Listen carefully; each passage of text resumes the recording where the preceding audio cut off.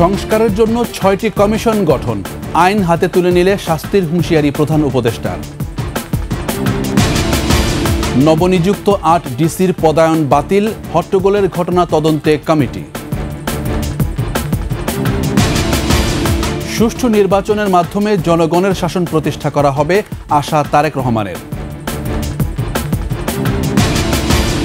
Quick রেন্টালের নামে লুটপাট, অর্থ পাচার করেই সিঙ্গাপুরের শীর্ষ ধনী শেখ পরিবার ঘনিষ্ঠ আজিজ খান।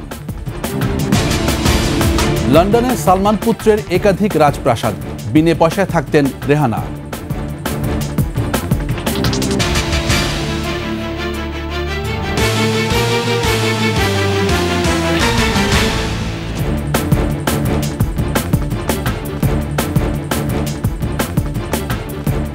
শুনছিলেন ফার্স্ট সিকিউরিটি ইসলামী ব্যাংক পিএলসি সংবাদ শিরোনাম।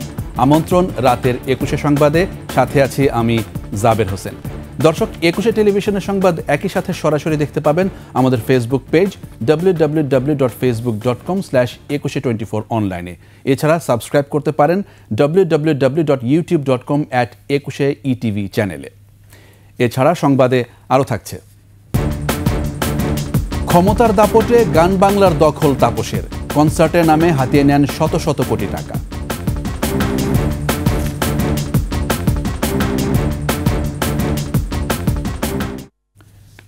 সুষ্ঠু ও অবাধ নির্বাচন ব্যবস্থার জন্য ৬টি কমিশন গঠনের সিদ্ধান্ত নেওয়া হয়েছে বলে জানিয়েছেন অন্তর্বর্তী সরকারের প্রধান উপদেষ্টা ডক্টর মোহাম্মদ ইউনূস। সন্ধ্যায় জাতির উদ্দেশ্যে ভাষণে কাউকে আইন নিজের হাতে তুলে না নেওয়ার আহ্বান জানিয়ে আরও বলেন, কেউ সাম্প্রদায়িক সম্প্রীতি নষ্ট করে বিশৃঙ্খলা সৃষ্টি করলে কঠোর শাস্তির আওতায় আনা হবে। শিউলি শবনমের প্রতিবেদন। ছাত্র শ্রমিক জনতার অভ্যুত্থানে নিহত সকল শহীদের প্রতি দায়িত্ব নেয়ার ১ মাসের মাথায় তৃতীয়বারের মতো জাতির উদ্দেশ্যে ভাষণ দিলেন অন্তর্বর্তী সরকারের প্রধান উপদেষ্টা অধ্যাপক ডক্টর মোহাম্মদ ইউনূস। জুলাই গণহত্যা স্মৃতি ফাউন্ডেশন নামে একটি ফাউন্ডেশন প্রতিষ্ঠার উদ্যোগ নেয়। এ সময় তিনি বলেন, বাংলাদেশকে বিশ্বের কাছে গণতান্ত্রিক দেশ হিসেবে তুলে ধরতে চায় অন্তর্বর্তী সরকার। এজন্য দেশের উন্নয়ন পরিকল্পনা করা হবে মানুষ কেন্দ্রিক, কোনো দল কেন্দ্রিক নয়। চলমান এবং প্রস্তাবিত সকল উন্নয়ন প্রকল্পগুলোর যাচাই বাছাই করার কাজ ইতিমধ্যে আমরা শুরু করেছি। প্রকল্প বাস্তবায়নের পর্যায় বিবেচনা করে বাকি কাজে ব্যয়ের সাশ্রয় এমনকি প্রয়োজন মতে তা বাতিল করার কথা বিবেচনা করা হবে। দেশের মানুষকে আর ফাঁকি দেওয়া চলবে না। কর্মসংস্থান তৈরি করবে এমন প্রকল্পগুলোকে আমরা অগ্রাধিকার দেব। ভাষণের সবচেয়ে গুরুত্বপূর্ণ দিক ছিল সংবিধান, নির্বাচন ব্যবস্থা, বিচার বিভাগ, প্রশাসন, পুলিশ ও দুর্নীতি দমন কমিশনের সংস্কারে ৬টি কমিশন গঠনের ঘোষণা। আমরা প্রাথমিকভাবে ৬টি কমিশন গঠন করার সিদ্ধান্ত নিয়েছি। এসব কমিশনের কাজ পরিচালনার জন্য বিষয়ভিত্তিক অভিজ্ঞতা বিবেচনা করে ৬ জন বিশিষ্ট নাগরিকের নেতৃত্বে এই কমিশনগুলো পরিচালনা করার দায়িত্ব দিয়েছে। নিত্য প্রয়োজনীয় পণ্যের দাম কমাতে এরই মধ্যে এনবিআরকে নির্দেশনা সহ বিভিন্ন উদ্যোগ নিয়েছে সরকার। নিত্য প্রয়োজনীয় কিছু দ্রব্যাদি যেমন পেঁয়াজ, আলু এসবের দাম আরও কমানোর জন্য বিদ্যমান শুল্ক হার হ্রাসের বিষয়ে এনবিআরকে প্রয়োজনীয় নির্দেশনা দেওয়া হয়েছে। ইতোমধ্যে এনবিআর পেঁয়াজ, আলু ও কতিপয় কীটনাশকের ক্ষেত্রে আমদানি শুল্ক হ্রাস এবং ক্ষেত্র বিশেষে রেগুলেটরি শুল্ক প্রত্যাহার করে এসআরও জারি করেছে। বাংলাদেশ সাম্প্রদায়িক সম্প্রীতির দেশ উল্লেখ করে কাউকে আইন নিজের হাতে তুলে না নেওয়ার আহ্বান জানান প্রধান উপদেষ্টা। আমরা যাতে সকলেই দাবি করতে পারি যে এই দেশটি আমাদের, আমরা সেই লক্ষ্যেই কাজ করছি। কেউ আইন নিজের হাতে তুলে নেবেন না। আইন নিজের হাতে তুলে নিয়ে কেউ সমাজে বিশৃঙ্খল পরিবেশ সৃষ্টি করলে আমরা তাকে অবশ্যই শাস্তির আওতায় নিয়ে আসব। আমরা একটি সাম্প্রদায়িক সম্প্রীতির দেশ। ধর্মীয় সম্প্রীতি বিনষ্ট হয় এমন কোনো কাজ কেউ কোনোভাবেই করবেন না। সংস্কারের জন্য কমিশনগুলো পূর্ণাঙ্গ গঠন শেষে ১ অক্টোবর থেকে কাজ শুরু করবে বলে আশা প্রকাশ করেন অধ্যাপক ডক্টর মোহাম্মদ ইউনূস। আপনাদের মনে দৃঢ় আস্থা সৃষ্টি করতে পারি। শিউলি শবনম, ২১ টেলিভিশন, ঢাকা। নির্বাচন ব্যবস্থা সহ দেশের ৬ খাতে সংস্কার আনতে ৬টি কমিশন গঠনের ঘোষণা দিয়েছেন অন্তর্বর্তী সরকারের প্রধান উপদেষ্টা ডক্টর মোহাম্মদ ইউনূস। আগামী ১ অক্টোবর থেকে পরবর্তী ৩ মাসের মধ্যে এসব কমিশন তাদের কাজ শেষ করবে বলে জানানো হয়। বুধবার সন্ধ্যায় জাতির উদ্দেশ্যে দেয়া ভাষণে ৬ কমিশনের প্রধানের নাম ঘোষণা করেন প্রধান উপদেষ্টা। এতে নির্বাচন ব্যবস্থা সংস্কার কমিশনের প্রধান হিসেবে দায়িত্ব পেয়েছেন ডক্টর বদিউল আলম মজুমদার। এছাড়া পুলিশ প্রশাসন সংস্কার কমিশনের সরফরাজ চৌধুরী, বিচার বিভাগে বিচারপতি শাহ আবু নাইম মমিনুর রহমান, দুর্নীতি দমন সংস্কার কমিশনে ডক্টর ইফতেখারুজ্জামান, জনপ্রশাসন সংস্কার কমিশনে আব্দুল মুঈদ চৌধুরী এবং সংবিধান সংস্কার কমিশনের প্রধান হিসেবে কাজ করবেন ডক্টর শাহদ্দিন মালিক।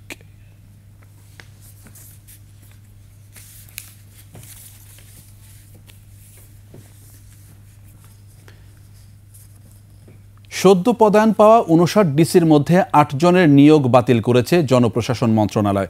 বাতিল হওয়া ৮ জেলা হল রাজশাহী, সিরাজগঞ্জ, জয়পুরহাট, রাজবাড়ী, কুষ্টিয়া, দিনাজপুর, শরীয়তপুর ও লক্ষ্মীপুর। এছাড়া সচিবালয়ে মঙ্গলবার হট্টগোলের ঘটনায় ১ সদস্যের তদন্ত কমিটি গঠন করা হয়েছে। মফিউর রহমানের রিপোর্ট। ২ দফায় ৫৯ উপসচিবকে পদায়ন করে বিভিন্ন জেলার ডিসি পদে নিয়োগ দেয় সরকার। এ নিয়ে গেল মঙ্গলবার সচিবালয়ে হট্টগোল করে পদবঞ্চিতরা। তারা প্রজ্ঞাপন বাতিল করে মেধাবী, সৎ ও যোগ্যদের পদায়নের দাবি জানায়। যে সমস্ত অফিসার সত্যিকারের যোগ্য, মেধাবী, সৎ এবং এদের মধ্যে যারা সৎ, মেধাবী, যোগ্য আছে তারাও যাতে থাকে। পরে জনপ্রশাসন মন্ত্রণালয়ের সিনিয়র সচিব জানান, এরই মধ্যে ৮ জেলায় ডিসি প্রত্যাহার হয়েছে আর রদবদল হয়েছে ৪ জেলায়। কানুনগুলো পর্যালোচনা করে ইমিডিয়েট যেটা হয়েছে, অলরেডি ৮ জন ডিসিকে তার নিয়োগ বাতিল করা হয়েছে আর 4টা জেলায় রদবদল করা হয়েছে ফর বেটার ফাংশনিং। তারা ডিসি থাকবে এক জেলা থেকে আরেক জায়গায়। হট্টগোলের ঘটনায় এরই মধ্যে তদন্ত কমিটি গঠন করা হয়েছে। সকলেই যেহেতু সরকারি কর্মকর্তা কর্মচারী, তাদের এই বিষয়টা দেখার জন্য এই কমিটি করা হয়েছে। তদন্ত কমিটির প্রধান জানান, ৭ কর্মদিবসের মধ্যে রিপোর্ট দেওয়া হবে। যে আমি সুপারিশ করতে পারবো, আমাকে টার্মস অফ রেফারেন্স দিবে যে তুমি এটা করো, এর বাইরে আমি যেতে পারবো না। মফিউর রহমান, একুশে টেলিভিশন, ঢাকা। অবাধ সুষ্ঠু নির্বাচনের মাধ্যমে জনগণের শাসন প্রতিষ্ঠা করা হবে বলে আশাবাদের কথা জানিয়েছেন বিএনপির ভারপ্রাপ্ত চেয়ারম্যান তারেক রহমান। মঙ্গলবার টাঙ্গাইলের গোপালপুরে বিএনপি আয়োজিত সমাবেশে ভার্চুয়ালি যুক্ত হয়ে আরও বলেন, স্বৈরাচার বিদায় হলেও তাদের প্রেতাত্মারা এখনও ঘোরাফেরা করছে। প্রতিনিধি কাজী রিপনের তথ্যচিত্রে ডেস্ক রিপোর্ট। বিএনপির ভাইস চেয়ারম্যান আব্দুস সালাম পিন্টু সহ সব রাজবন্দীর মিথ্যা মামলা প্রত্যাহার ও নিঃশর্ত মুক্তির দাবিতে এ সমাবেশের আয়োজন করে গোপালপুর উপজেলা ও পৌর বিএনপি। এতে ভার্চুয়ালি যুক্ত হন দলের ভারপ্রাপ্ত চেয়ারম্যান তারেক রহমান। এ সময় তিনি বলেন, স্বৈরাচারের প্রেতাত্মারা বিভ্রান্তি ছড়াচ্ছে। বিএনপির নাম ভাঙিয়ে অনেকে বিভিন্ন ধরনের অনৈতিক কর্মকাণ্ড চালিয়ে যাচ্ছে। তাদের রুখতে শহীদ জিয়ার সৈনিকরা প্রস্তুত। স্বৈরাচার বিদায় হয়েছে, স্বৈরাচারের প্রেতাত্মারা কিন্তু এখনো ঘোরাফেরা করছে। এই দলের নাম ব্যবহার করে অনেকে বিভিন্ন রকম অনৈতিক কাজের সাথে সম্পৃক্ত হয়েছে। শহীদ জিয়া, খালেদা জিয়ার প্রকৃত সৈনিক যারা, তারা এই ব্যাপারে প্রতিবাদ প্রতিরোধ গড়ে তুলবে। তারেক রহমান বলেন, সরকার গঠন করলে টাঙ্গাইলের ঐতিহ্যবাহী শাড়ি, চমচম, পাটজাত পণ্য ও আনারস ব্যাপক হারে বিদেশে রপ্তানির উদ্যোগ নেওয়া হবে। সেটি এই এলাকার শাড়ি কিভাবে বিদেশে আমরা রপ্তানি করতে পারবো এবং বিদেশে রপ্তানি করার মাধ্যমে আমরা বৈদেশিক মুদ্রা অর্জন করতে পারবো। বক্তারা বলেন, সুষ্ঠু ভোট ব্যবস্থার প্রবর্তনই বিএনপির এই মুহূর্তের অন্যতম লক্ষ্য। পতন হয়েছে, এই পতনের কৃতিত্ব বাংলাদেশের জনগণের। সমর ইসলাম, ডেস্ক রিপোর্ট, একুশে টেলিভিশন। রোহিঙ্গা সংকট সমাধানে অস্ট্রেলিয়ার সহযোগিতা চেয়েছে বিএনপি। একই সাথে যে কোনো সংকট থেকে উত্তরণে ঐক্যবদ্ধ প্রচেষ্টার প্রয়োজন বলেও মনে করছে দলটি। মাহমুদ হাসানের প্রতিবেদন। বিএনপির গুলশান কার্যালয়ে অস্ট্রেলিয়ার হাইকমিশনারের সাথে বৈঠক করেন দলের স্থায়ী কমিটির সদস্য আমির খসরু মাহমুদ চৌধুরী। পরে সাংবাদিকদের তিনি বলেন, বাংলাদেশের বর্তমান পরিস্থিতি নিয়ে আলোচনা হয়েছে। বাংলাদেশের মানুষের যে নতুন স্বপ্ন দেখছে, যে আগামীর বাংলাদেশ দেখছে, এটা আমরা সবাই মিলে করতে হবে। এটা কেউ একা করতে পারবে না এবং সকলের জাতির একটা ঐক্যবদ্ধ প্রচেষ্টা থাকতে হবে। ক্ষমতা হস্তান্তর করার আগে যে কাজগুলো, এগুলো দ্রুত আমরা শেষ করতে পারার জন্য আমাদের পক্ষ থেকে আমরা বলেছি। এদিকে নয়াপল্টনের কেন্দ্রীয় কার্যালয়ে যৌথ সভা শেষে ১৭ বছর ধরে গণতন্ত্র পুনরুদ্ধারে বিএনপি কাজ করে যাচ্ছে বলে জানান দলের স্থায়ী কমিটির সদস্য ডাক্তার AZM জাহিদ হোসেন। গণতন্ত্রের বিরুদ্ধে ষড়যন্ত্রকে ছিন্ন করে আগামী দিনের লাল সূর্য যেটি হবে উন্নয়নের অগ্রগতির স্বৈরাচারবিহীন যে প্রয়াস বিএনপি চালাচ্ছে সেটিকে নিশ্চিত করবে। 14 সেপ্টেম্বর কেন্দ্রীয় শহীদ মিনারে বৈষম্য আন্দোলনে নিহতদের স্মরণ সভা এবং তার পরদিন গণতন্ত্র দিবসের সমাবেশের কথা বলেন নেতারা। 2 দিনের কর্মসূচি হাতে নিয়েছে। মাহমুদ হাসান, 21 টেলিভিশন, ঢাকা। পুলিশের বিশেষ শাখা এসবির সাবেক প্রধান মনিরুল ইসলামের কক্ষ থেকে 25 কোটি টাকা সরিয়ে নেওয়ার ঘটনা তদন্তে 3 সদস্যের কমিটি গঠন করেছে পুলিশ সদর দপ্তর। স্পেশাল সিকিউরিটি অ্যান্ড প্রোটেকশন ব্যাটালিয়নের ডিআইজি গোলাম কিবরিয়াকে কমিটির প্রধান করা হয়েছে। বৈষম্য বিরোধী ছাত্র আন্দোলন দমনে ব্যয় করার জন্য গত 3 আগস্ট শেখ হাসিনা সরকারের কাছ থেকে 25 কোটি টাকা এনে নিজের কক্ষে রেখেছিলেন এসবি প্রধান মনিরুল ইসলাম। কিন্তু সেই টাকা বিতরণ করার আগেই 5 আগস্ট ছাত্র জনতার অভ্যুত্থানে হাসিনা সরকারের পতন হয়। ওই দিন থেকে আর অফিসে যাননি মনিরুল, কিন্তু তার কক্ষে 25 কোটি টাকা থাকার তথ্যটি এসবির কয়েকজন কর্মকর্তা জানতেন। তারাই পরে কৌশলে 6 থেকে 12 আগস্টের মধ্যে কোনো এক সময়ে মনিরুলের কক্ষ থেকে ওই টাকা সরিয়ে নেন।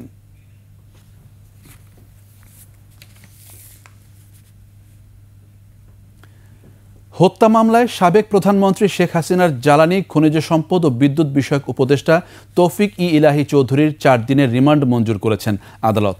ঢাকার চিফ মেট্রোপলিটন ম্যাজিস্ট্রেট এই আদেশ দেন। বিস্তারিত জানাচ্ছেন সুমাইয়া খান। রাজধানীর বাড্ডা থানায় দায়ের হওয়া সুমন শিকদার হত্যা মামলায় মঙ্গলবার রাতে গ্রেপ্তার হন তৌফিক ই ইলাহি চৌধুরী। বুধবার বিকেলে তাকে আদালতে হাজির করে পুলিশ। পরে জিজ্ঞাসাবাদের জন্য 10 দিনের রিমান্ড চেয়ে আবেদন করা হয়। আদালত উভয় পক্ষের শুনানি শেষে রিমান্ড মঞ্জুর করেন। রিমান্ডে নেওয়ার মতন যে গ্রাউন্ডস থাকার কথা সেই গ্রাউন্ডস এই মামলায় নাই। উনি এই ঘটনাস্থানে উপস্থিত ছিলেন না এবং ঘটনা সম্পর্কে কিছু জানতেন না। সাবেক অবৈধ প্রধানমন্ত্রী শেখ হাসিনার জ্বালানি উপদেষ্টা ডক্টর তৌফিক ইলাহি চৌধুরীকে বিজ্ঞ আদালত বক্তব্য শুনে এই আসামির বিরুদ্ধে 4 দিনের রিমান্ড মঞ্জুর করেন। গত 5 আগস্টের পর থেকে আওয়ামী লীগ সরকারের সাবেক মন্ত্রী, সংসদ সদস্য, উপদেষ্টা ও শীর্ষ পর্যায়ের নেতাসহ 24 জনকে গ্রেপ্তার করা হয়েছে। সুমাইয়া খান, 21 টেলিভিশন, ঢাকা। হাসিনা সরকারের আমলে বিদ্যুৎ খাতে যে সীমাহীন লুটপাট হয়েছে তার বড় সুবিধাভোগী শেখ পরিবার ও তাদের আত্মীয় সামিট গ্রুপের আজিজ খান। বিদ্যুৎ খাত থেকে লুটে নেওয়া অর্থ পাচার করেই আজিজ খান এখন সিঙ্গাপুরের শীর্ষ ধনী। সঞ্জয় অধিকারীর ধারাবাহিক রিপোর্টের দ্বিতীয় পর্ব আজ। 2009 সালে দেশে বিদ্যুৎ কেন্দ্রের সংখ্যা ছিল 27টি। 2024 সালে এসে উন্নীত হয় 152টিতে। 15 বছরে বিদ্যুৎ কেন্দ্রের সংখ্যা বেড়েছে 125টি। বিদ্যুৎ খাতের দায়মুক্তি আইনের আওতায় কুইক রেন্টাল বসানোর হিড়িক পড়ে। এই বিদ্যুৎ কেন্দ্রগুলি মন্ত্রীর একক বিবেচনায় সে যাকে ইচ্ছা তাকে যত টাকা ইচ্ছা তত টাকায় চুক্তি করার ক্ষমতা দেওয়া হয়েছে, যেটা অবশ্যই এটা মানে কোনো সভ্য রাষ্ট্রে কোনো মন্ত্রী এরকম একক ক্ষমতা থাকতে পারে না। বিশেষজ্ঞরা বলছেন, লুটপাটের জন্যই অসম চুক্তি ও উৎপাদন সক্ষমতা অস্বাভাবিক বৃদ্ধি করা হয়েছে। উন্নয়নের নামে যা কিছু ঘটনা ঘটেছে, লক্ষ লক্ষ কোটি টাকা ব্যয় হয়ে গেছে এই দেড় দশক ধরে, কিন্তু এখন দেখতেছি যে চরম সংকট ছিল সেই চরম সংকটই রয়ে গেছে। সংকট মোকাবেলার জন্য লোডশেডিং বেছে নেওয়া হয়েছে। এই যে ব্যাপারগুলো ঘটে গেছে সেটা তো এই ধরনের পরিকল্পিতভাবে লুণ্ঠনের ক্ষেত্র সম্প্রসারণ করার জন্যই হয়েছে। সামিট গ্রুপের হাতেই বিদ্যুৎ খাতের নাটাই।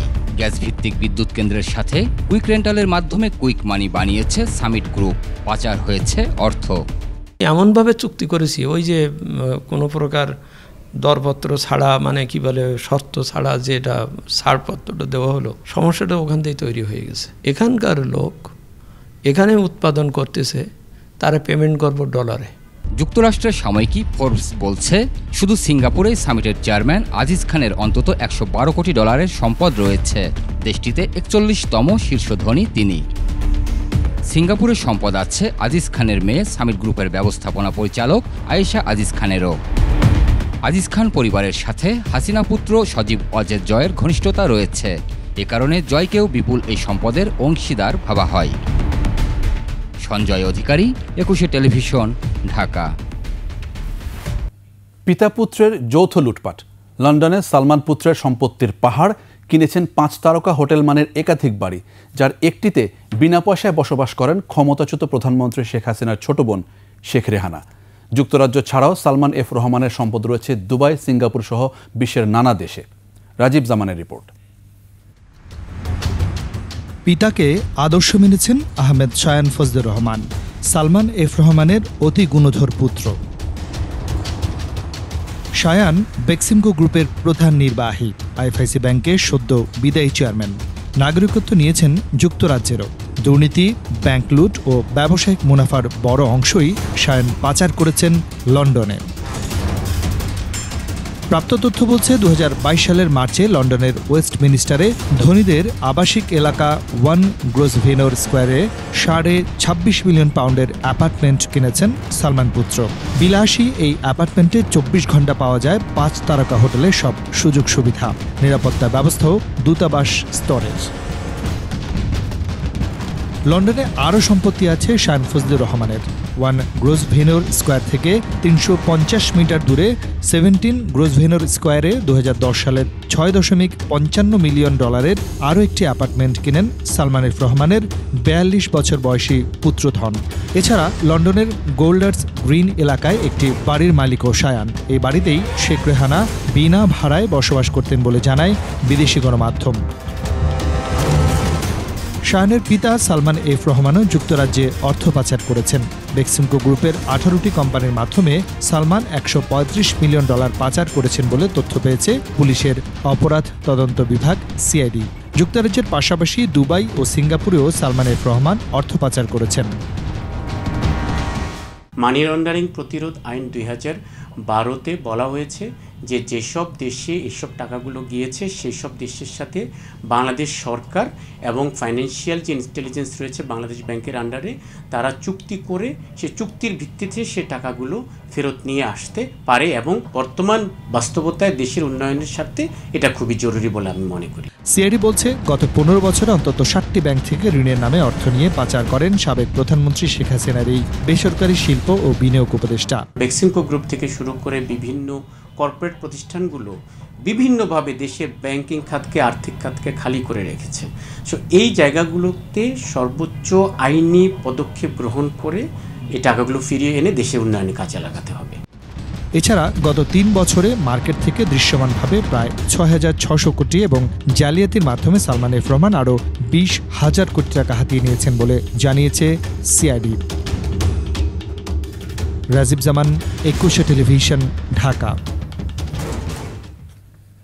সঙ্গীত মাফিয়া তাপস কেবল গান বাংলা চ্যানেল দখল করে ক্ষান্ত হননি, বরং অবৈধভাবে মালিকও বনে গেছেন পেশি আর অর্থের প্রভাবে। ক্রমেই গান বাংলাকে পরিণত করেছিলেন হেরেমে। বিদেশি ক্রু, সঙ্গীত শিল্পী, সুরকার এনে সরকারি টাকায় কনসার্টের আয়োজনের ধুয়ো তুলে পকেটে ভরেছেন শত শত কোটি টাকা। আদিত্য মামুনের রিপোর্ট।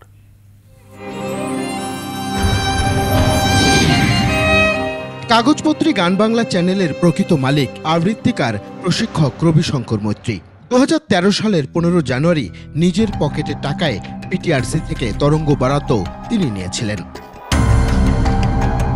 কিন্তু দৃশ্যপটে তখনও কৌশিক হাসান তাপসের নৃত্যগীত শুরুই হয়নি। রাতারাতি তাপসের আগমনে বদলে যায় মালিকানাও। মন্ত্রণালয়ের সচিব ছিলেন হেদায়েত আল মামুন। তার পরামর্শে আমরা যাই নূর আলীর কাছে। তিনি আমাদেরকে এই কৌশিক হোসেন তাপসের সঙ্গে পরিচয় করিয়ে দেন। তো কৌশিক হোসেন তাপস আমাদের চ্যানেলে যুক্ত হয়ে যান। যুক্ত হওয়ার পরে যেটা করেন উনি মেমোরান্ডাম পাল্টে আমাদেরকে একেবারে নেই করে দেন। অর্থ আত্মসাৎ ও প্রাণনাশের মামলায় রবিশঙ্কর মৈত্রীকে দেশছাড়া করে তাপস নিজেই 70% শেয়ার নিয়ে বনে যান মালিক। তৎকালীন সংস্কৃতি মন্ত্রণালয়ের যোগ সাজসে তাপস একের পর এক মোটা অঙ্কের বড় বড় কন্ট্রাক্ট বাগিয়ে নিতে থাকেন। গান বাংলার কারণেই মূলত আমাকে দেশ ছাড়তে হয়, জীবনের হুমকি আসে এবং একটা সময় বুঝতে পারি যে ঢাকা আর আমার। বিজয় মিছিল সাজা খুশিতে নাচে হৃদয়। এবার আপনি জয় বাংলা কনসার্ট সহ বিভাগীয় শহরে সরকারি টাকায় গানের অনুষ্ঠানের মাধ্যমে কোটি কোটি টাকার তসরুপ করা তাপসের জন্য ডাল ভাত। শুধু তাই নয়, সানি লিওনকে নিয়েও করেছেন চোখ ধাঁধানো আয়োজন।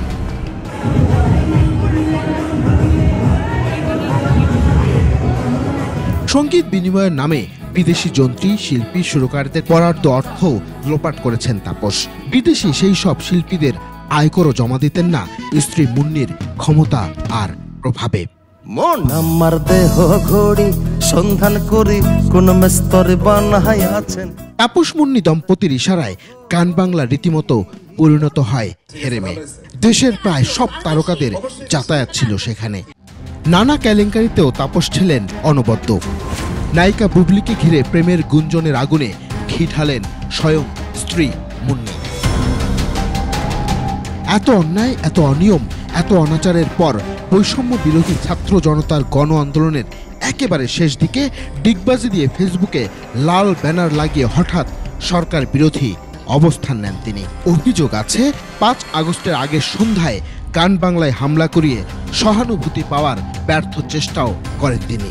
তাতে অবশ্য কাজের কাজ হয়নি। শেখ হাসিনার দেশত্যাগের পরপরই বিক্ষুব্ধ জনতা গুড়িয়ে দেয় চ্যানেলটি।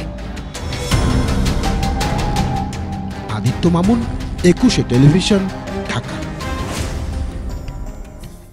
নিচ্ছি সংবাদ বিরতি। যখন ফিরছি তখন অন্যান্য খবরের সঙ্গে আরও থাকছে। গাজীপুর সাভারে শতাধিক পোশাক কারখানা বন্ধ, পরিস্থিতি পর্যবেক্ষণে কমিটি।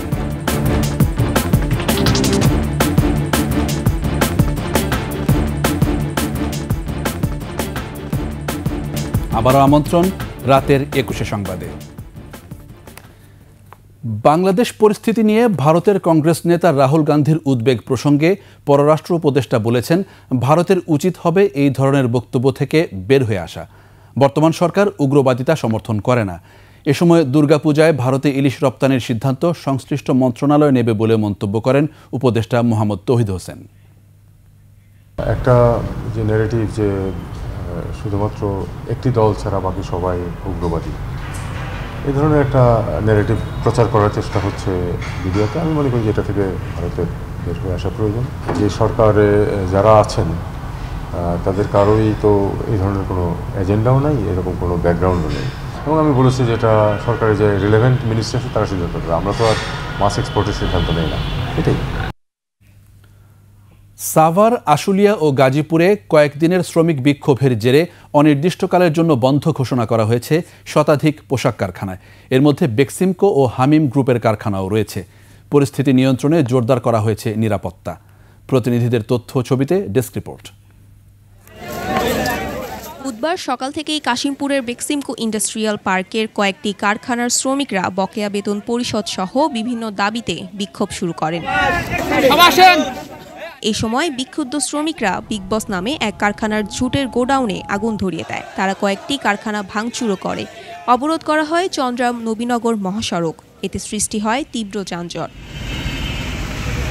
দাবি না মানলে আন্দোলন চলবে বলে জানান শ্রমিকরা। ফ্যাক্টরি বন্ধ না করে আগামী 12 ঘন্টার ভিতরে প্রত্যেকটা ওয়ার্কারের বেতন দিতে হবে। চাকরি নিতে আইছে কিন্তু গেটে আসে বলে যে লোক নেয় না, তো লোক নেয় না, আর দেখে অন্য লোক নেয়, কিন্তু যারা পরিচিত তাদের নাই, আমাদের নেয়। পরিচিত লোক দিতেছে, আমরা অনেক দিন ঘুরতেছি, আমাদের চাকরি বাকরি হচ্ছে না। সুপারিশ করার মতো লোক আছে, নিয়ে যাইতেছে, আবার দুর্নীতিও চলতেছে। এদিকে শহরের আড়ং ডেইরি কারখানার শ্রমিকরাও 10 দফা দাবিতে আন্দোলন শুরু করে। বকেয়া বেতনের দাবিতে আন্দোলন করেন পার্টেক্স বেভারেজ কারখানার শ্রমিকরাও। তবে গাজীপুরে বেশ কিছু কারখানা বন্ধ ঘোষণা করা হলেও কিছু কারখানায় শ্রমিকরা কাজে যোগ দিয়েছেন। নিরাপত্তার স্বার্থে আশুলিয়ায় 22টি কারখানা বন্ধ রয়েছে। Mahiya Rahman, desk report, 21 television. এদিকে পোশাক কারখানার পরিস্থিতি পর্যালোচনা ও পর্যবেক্ষণের জন্য কমিটি গঠন করা হয়েছে বলে জানিয়েছেন শ্রম ও কর্মসংস্থান উপদেষ্টা আসিফ মাহমুদ সজীব ভূঁইয়া। আর বিজিএমইএ সভাপতি আশা করছেন শনিবারের মধ্যে পরিস্থিতি স্বাভাবিক হবে। আমি আশা করি আজকে হয়তো বা সন্ধ্যার মধ্যে, বিকেলের মধ্যে এই ফ্যাক্টরি বেতনও ক্লিয়ার হবে। আমরা যতটুকু জানতে পেরেছি, আমার বিশ্বাস কালকে থেকে, শনিবার থেকে সব ফ্যাক্টরিগুলি নিরবিচ্ছিন্নভাবে চলতে পারবে। আমাদের শ্রম অনুবিভাগের অতিরিক্ত সচিবকে আহ্বায়ক এবং শ্রম অধিদপ্তরের ট্রেড ইউনিয়ন ও সালিসির পরিচালককে সদস্য সচিব করে এই কমিটিটি করা হয়েছে। এই কমিটিতে 3 জন শ্রমিক নেতৃবৃন্দ আছেন। কমিটিতে 2 জন সুপ্রিম কোর্টের আইনজীবী, বিজ্ঞ আইনজীবী আছেন এবং কমিটিতে মালিক পক্ষ থেকে 2 জন সদস্য আছেন। আন্দোলনের সময় আশুলিয়ায় ভ্যান গাড়িতে ৬ জনের লাশ পুড়িয়ে দেওয়ার ঘটনায় আরও ২টি অভিযোগ দায়ের হয়েছে আন্তর্জাতিক অপরাধ ট্রাইব্যুনালের তদন্ত সংস্থায়। এ নিয়ে ট্রাইব্যুনালে গণহত্যার ১৫টি অভিযোগ দায়ের করা হলো। বিস্তারিত শাকেরা আরজুর রিপোর্টে। ছাত্র আন্দোলনে গুলি করে মারার পর মরদেহ ভেনে ছুঁড়ে ফেলার ভিডিও ভাইরাল হয় কদিন আগে। সামাজিক যোগাযোগ মাধ্যমে এসব ছবি দেখার পর শুরু হয় সমালোচনা। প্রশ্ন ওঠে, এমন কত শত মরদেহ পোড়ানো হয়েছে।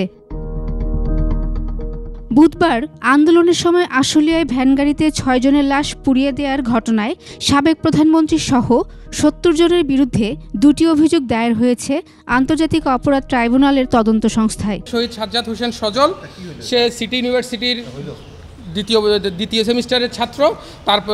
তার মৃত্যুর ঘটনায় তার মা মোসাম্মদ শাহিনা বেগম বাদী হয়ে একটা অভিযোগ দায়ের করেছেন। আর সাবুর, সে আশুলিয়া থানাধীন শাহিন স্কুলের ১০ম শ্রেণীর ছাত্র, তার পক্ষে তার ভাই বাদী হয়ে আন্তর্জাতিক অপরাধ ট্রাইব্যুনালের তদন্ত সংস্থায় অভিযোগ দায়ের করেছেন।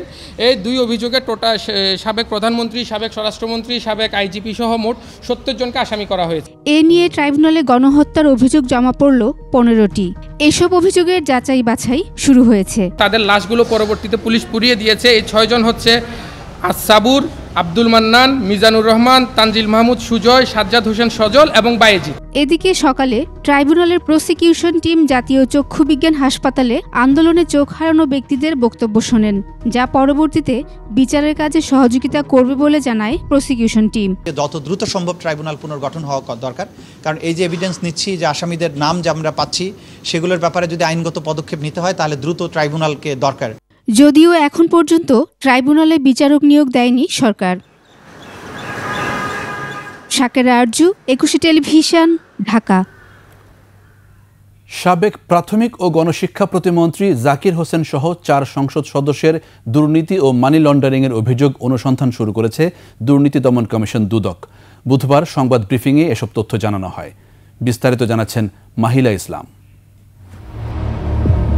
অবৈধ সম্পদ অর্জন ও অর্থ পাচারের অভিযোগে এরই মধ্যে আলোচিত হয়েছেন সাবেক প্রাথমিক ও গণশিক্ষা প্রতিমন্ত্রী জাকির হোসেন।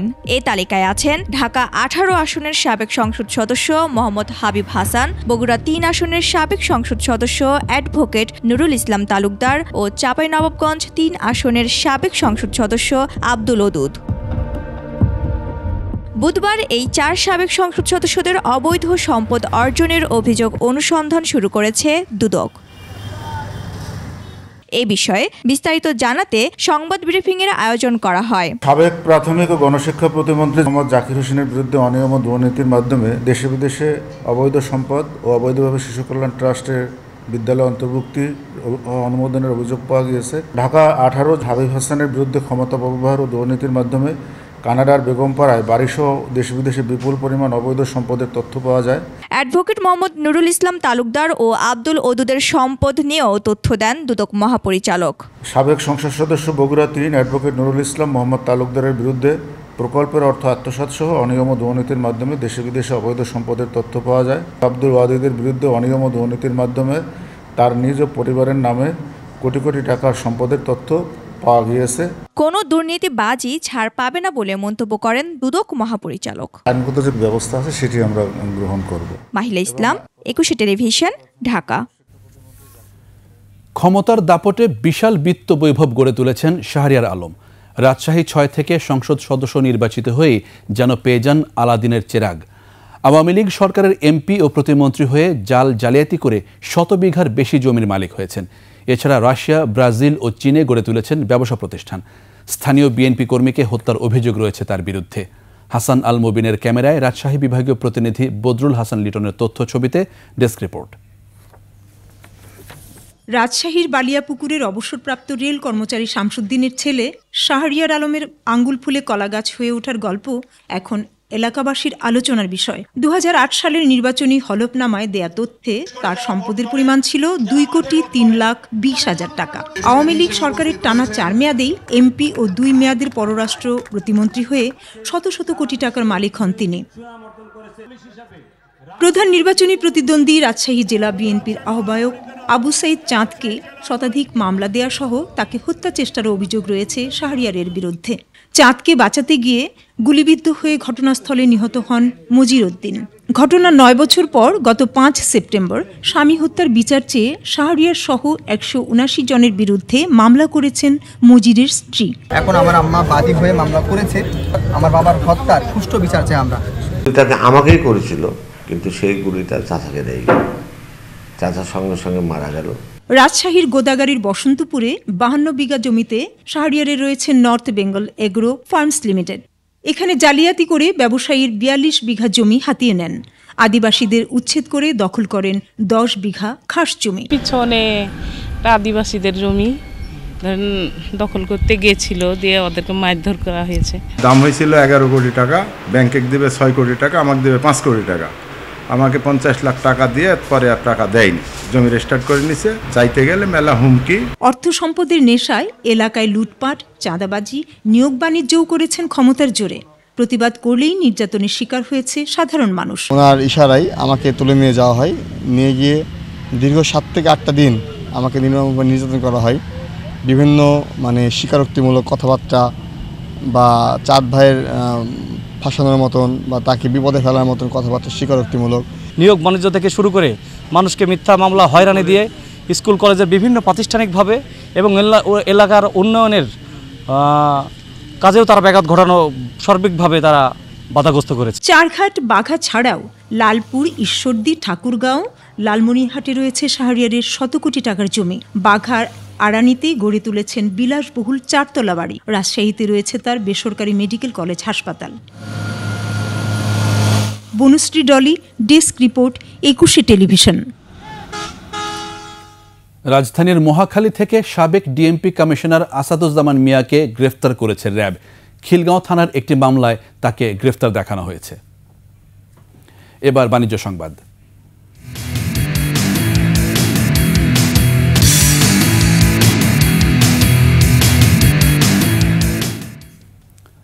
ইসলামী ব্যাংক বাংলাদেশ পিএলসির নবগঠিত পরিচালনা পর্ষদের সাথে প্রধান কার্যালয়ের নির্বাহীদের মতবিনিময় সভা অনুষ্ঠিত হয়েছে।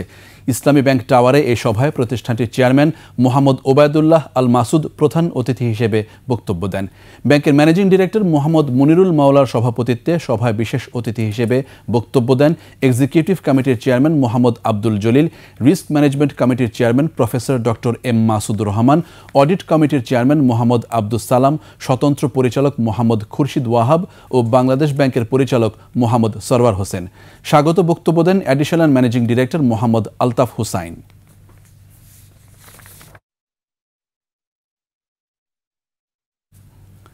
2023 সালের সেরা বার্ষিক প্রতিবেদন প্রকাশের জন্য যৌথভাবে প্রথম স্থান সহ 3 ক্যাটাগরিতে 24তম আইসিএবি ন্যাশনাল অ্যাওয়ার্ড অর্জন করল শাহজালাল ইসলামী ব্যাংক পিএলসি। রাজধানীর একটি হোটেলে শাহজালাল ইসলামী ব্যাংকের পরিচালক ও রিস্ক ম্যানেজমেন্ট কমিটির চেয়ারম্যান ইঞ্জিনিয়ার তৌহিদুর রহমান অনুষ্ঠানের প্রধান অতিথি অর্থ বাণিজ্য উপদেষ্টা ডক্টর সালেহউদ্দিন আহমেদের কাছ থেকে পুরস্কার গ্রহণ করেন। প্রাইভেট সেক্টর ব্যাংকস ক্যাটাগরিতে ধারাবাহিকভাবে চতুর্থবারের মতো প্রথম স্থান গোল্ড, কর্পোরেট গভর্নেন্স ডিসক্লোজার্স ক্যাটাগরিতে দ্বিতীয় স্থান সিলভার এবং ইন্টিগ্রেটেড রিপোর্টিং ক্যাটাগরিতে যৌথভাবে প্রথম স্থান গোল্ড অর্জন করেছে শাহজালাল ইসলামী ব্যাংক পিএলসি। অনুষ্ঠানে অন্যদের মধ্যে উপস্থিত ছিলেন অর্থ মন্ত্রণালয়ের অর্থ বিভাগের সচিব ডক্টর মোহাম্মদ খায়রুজ্জামান মজুমদার ও বাণিজ্য সচিব সেলিম উদ্দিন। ফুটবল ফেডারেশনের দুর্নীতিবাজ সভাপতি কাজী সালাউদ্দিনের পদত্যাগ ও তাকে বিচারের আওতায় আনার দাবি করেছে বাংলাদেশ ক্রীড়া উন্নয়ন পরিষদ। ক্রীড়াঙ্গনকে অবিলম্বে দলীয়করণ মুক্ত করতে এক আলোচনা সভায় এই দাবি জানানো হয়। আবু হুরায়রা তামিমের রিপোর্ট। প্রহসনের নির্বাচন বন্ধ ও ক্রীড়াঙ্গনকে দলীয়করণ মুক্ত করার দাবিতে বাংলাদেশ ক্রীড়া উন্নয়ন পরিষদের আয়োজনে এই আলোচনা সভা। ফুটবল ফেডারেশনের নির্বাচনে যাতে দুর্নীতিবাজরা অংশ নিতে না পারে সেদিকে লক্ষ্য রাখার আহ্বান জানান পরিষদের সভাপতি আব্দুস সালাম। ফিফা বা এফসি থেকে দুর্নীতির ব্যাপারে তাদের ব্যাপারে স্পেসিফিক চার্জ আছে, দুর্নীতির ব্যাপারে সাসপেন্ড করা হয়েছে। সালাউদ্দিন রিজাইন করুক, ওইখান থেকে কাউকে দায়িত্ব দেওয়া হবে, দায়িত্ব দেওয়ার পরে নির্বাচন হবে, নির্বাচনটা ফেয়ার হবে এবং ফেয়ার হওয়ার পরে এই নির্বাচনে আবার যারা জিতে আসবে তারাই ফুটবলের দায়িত্ব নেবে। এদিকে কাজী সালাউদ্দিনের শুধু পদত্যাগই নয়, তাকে বিচারের আওতায় আনারও দাবি জানান জাতীয় ফুটবল দলের সাবেক অধিনায়ক আমিনুল ইসলাম। গত চট্টগ্রামে যে সভাপতি ছিলেন, এটার আমরা অডিট করে একটা আইনগতভাবে আমরা লিগ্যাল ওয়েতে যেটা আইনি প্রক্রিয়ার মাধ্যমে যা করণীয় দরকার সেটা করব, এবং সেই জায়গায় যদি প্রমাণিত হয় যে কাজী সালাউদ্দিন সহ আরও অনেকে এই দুর্নীতির সাথে জড়িত এবং প্রমাণিত হয়, তাদেরকে অবশ্যই শাস্তির আওতায় এনে তাদের বিচার করা হবে বাংলাদেশে। কাজী সালাউদ্দিনের বর্তমান কমিটির মেয়াদ 1 মাসের মতো রয়েছে, এরপরই নির্বাচন। তবে ক্রীড়া উন্নয়ন পরিষদ এই নির্বাচন পেছানোর অনুরোধ করেছে। আবু হুরায়রা তামিম, 21 টেলিভিশন, ঢাকা। শেষ করছি রাতের 21 সংবাদ। যাবার আগে ফার্স্ট সিকিউরিটি ইসলামী ব্যাংক পিএলসি সংবাদ শিরোনামগুলো আরও একবার। সংস্কারের জন্য 6টি কমিশন গঠন, আইন হাতে তুলে নিলে শাস্তির হুঁশিয়ারি প্রধান উপদেষ্টার। নবনিযুক্ত 8 ডিসির পদায়ন বাতিল, হট্টগোলের ঘটনা তদন্তে কমিটি। সুষ্ঠু নির্বাচনের মাধ্যমে জনগণের শাসন প্রতিষ্ঠা করা হবে, আশা তারেক রহমানের। কুইক রেন্টালের নামে লুটপাট, অর্থ পাচার করেই সিঙ্গাপুরের শীর্ষ ধনী শেখ পরিবার ঘনিষ্ঠ আজিজ খান। লন্ডনে সালমান পুত্রের একাধিক রাজপ্রাসাদ, বিনে পয়সায় থাকতেন রেহানা।